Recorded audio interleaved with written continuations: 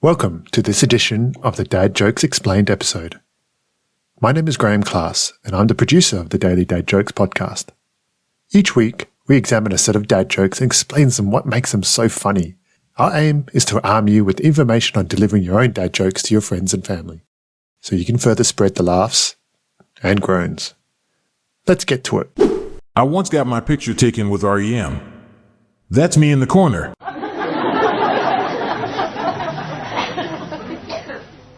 This joke cleverly references REM's famous song, Losing My Religion, which includes the lyric, "That's me in the corner."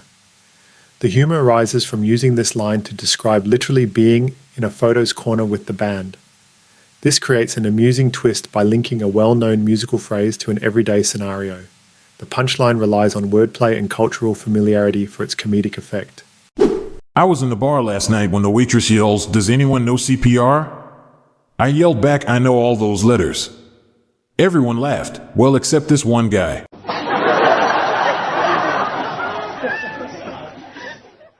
This joke plays on the double meaning of CPR. The waitress urgently seeks someone with cardiopulmonary resuscitation skills, but the speaker humorously misinterprets it as simply knowing letters. This misunderstanding creates a comedic disconnect between the seriousness of CPR and trivial knowledge of alphabet characters. The punchline is further enhanced by implying that one person didn't find it funny due to their potential medical emergency. People always ask where I got my incredibly detailed tattoo done, but they never believe me when I tell them Spain. Nobody expects the Spanish ink precision.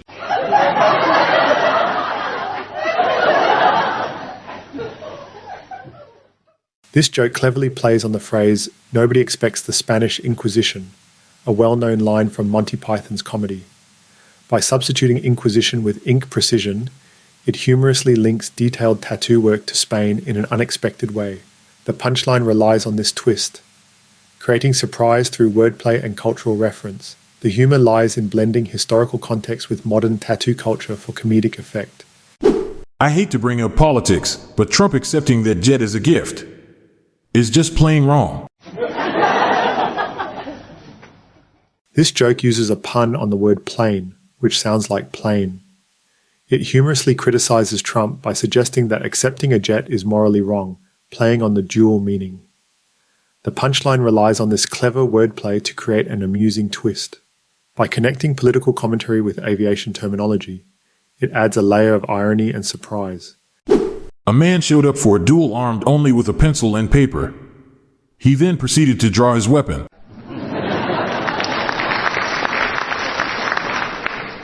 This joke hinges on the double meaning of draw. In a duel context, it typically means to pull out a weapon. Here, it's humorously interpreted as sketching with pencil and paper. The clever twist lies in using artistic activity to fulfill an expectation of combat readiness. My dad gave me an AM radio for my birthday. What an idiot. He knows I'm never up that early. This joke plays on the misunderstanding of AM as both a radio frequency and a time of day. The humor arises from the sun's literal interpretation, assuming it's meant for early morning use rather than understanding it refers to amplitude modulation.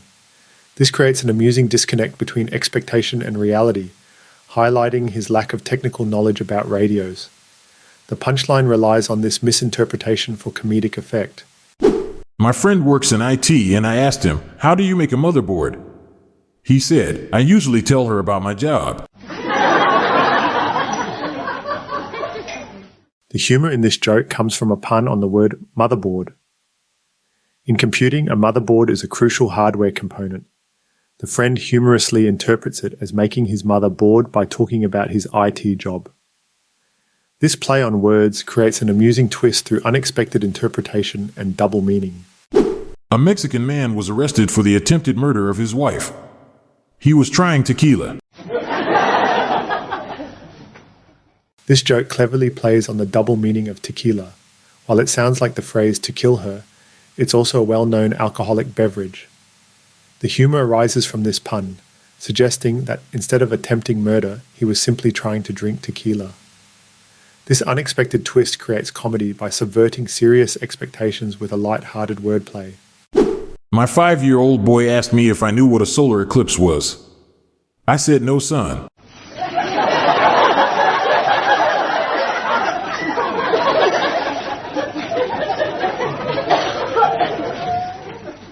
This joke plays on the homophonic nature of no sun and no sun. When asked about a solar eclipse, which occurs when the moon blocks sunlight from reaching Earth, responding with no sun cleverly implies both ignorance and absence of sunlight. The humour lies in this dual interpretation where one phrase serves two meanings. This wordplay creates an amusing twist by combining parental dialogue with astronomical phenomena. I asked the surgeon if I could administer my own anesthesia. He said, go ahead. Knock yourself out.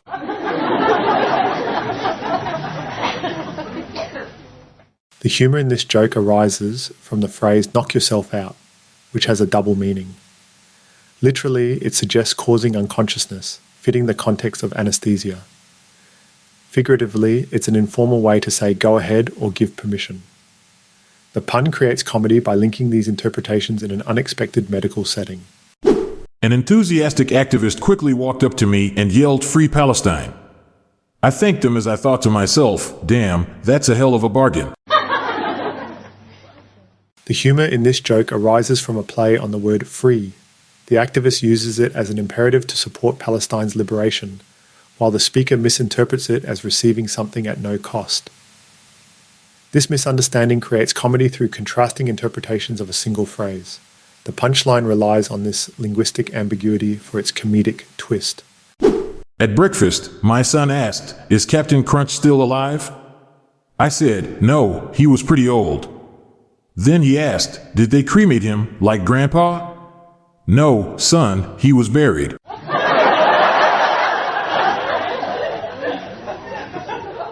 This joke hinges on a pun involving the word buried, which sounds like buried.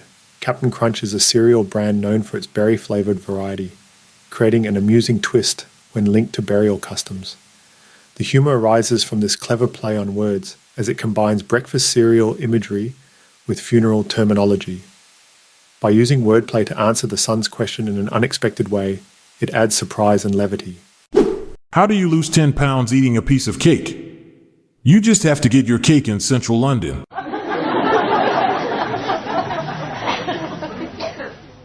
This joke plays on the double meaning of pounds, which can refer to both weight and British currency.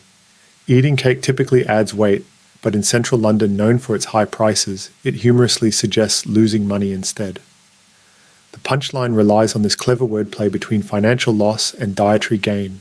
By linking these concepts unexpectedly, it creates an amusing twist through linguistic ambiguity. What do you call a drunk parrot that makes fun of everyone? Tequila Mockingbird.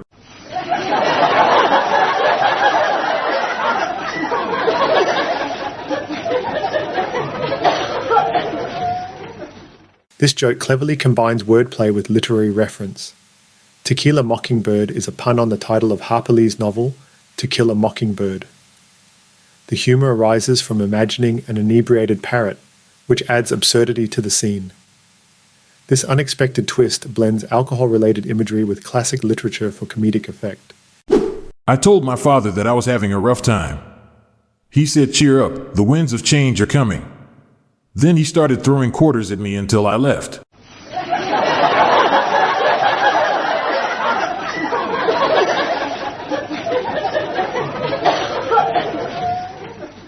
This joke relies on a pun involving change, which can mean both transformation and coins. The father's advice suggests metaphorical change, but he humorously interprets it literally by throwing quarters. This unexpected action creates a comedic twist through the dual meaning of the word.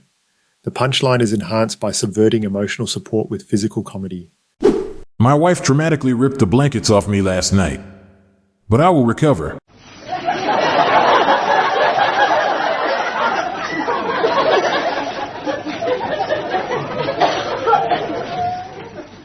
This joke plays on the double meaning of recover.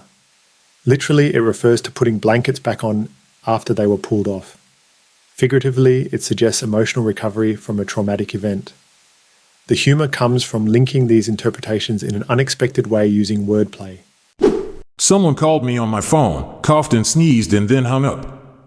I'm getting sick and tired of these cold calls. This joke cleverly uses the term cold calls, which typically refers to unsolicited marketing phone calls. Here, it humorously suggests that the call was literally cold due to coughing and sneezing sounds. The punchline arises from this unexpected twist on a common phrase, blending telemarketing jargon with symptoms of illness for comedic effect. By combining these elements in an amusing way, it creates a light-hearted play on words.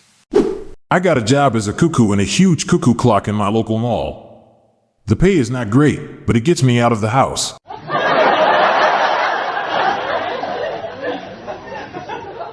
This joke humorously describes a job as a cuckoo in a clock, which is inherently absurd since it's typically done by mechanical birds. The phrase, "gets me out of the house," plays on the literal action of popping out to announce time and figuratively leaving home for work.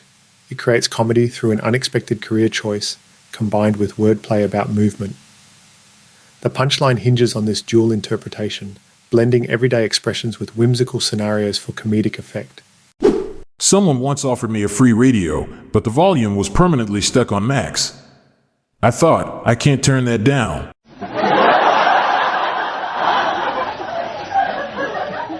This joke hinges on a clever pun involving the phrase, "can't turn that down." Literally, it suggests an inability to lower the radio's volume. Figuratively, it's often used to express accepting an offer you can't refuse. The humor arises from this double meaning, creating a playful twist where both interpretations are true simultaneously. I spent my entire life savings on pasta. It was worth every penny. This joke plays on the word penne, which is a type of pasta and sounds like penny, a unit of currency. The humor arises from equating life savings to spending on pasta, creating an amusing twist through this pun. By linking financial worth with culinary delight, it adds playful irony to the punchline. This clever wordplay creates comedy by merging economic and gastronomic values in an unexpected way. What do you call it when you have rice for breakfast, lunch, and dinner? Thrice. This joke relies on a pun involving the word thrice, which means 3 times. The humor comes from combining it with rice, creating an unexpected twist by blending meal repetition and food terminology. By using this clever play on words, it turns a mundane eating habit into something amusingly noteworthy through linguistic creativity. I recently dropped 15 pounds. Now my friend won't let me hold his baby.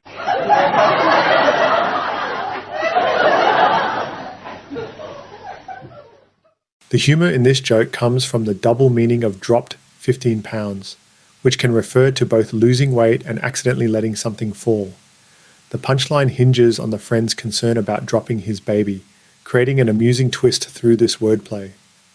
By linking weight loss with mishandling a child, it adds surprise and irony to the situation. My ex was beautiful, but she had a lazy eye. Turns out she was seeing someone else on the side.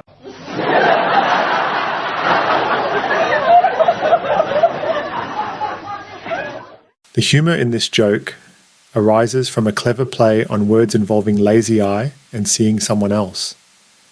A lazy eye condition causes one eye to wander, which is humorously interpreted as literally looking at another person. This creates a pun where the phrase suggests infidelity through visual misalignment. The unexpected twist combines physical description with relationship dynamics for comedic effect. I once was kidnapped by a group of mimes. They did unspeakable things to me.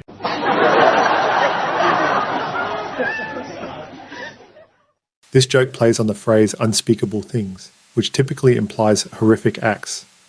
The humor arises from mimes being silent performers, making their actions literally unspeakable. This creates a clever twist by combining the concept of silence with an expression usually reserved for serious situations. The punchline relies on this unexpected interpretation to generate comedy through wordplay and irony. And that wraps up another episode of Daily Dad Jokes Explained. May these jokes inspire your own groan-worthy moments.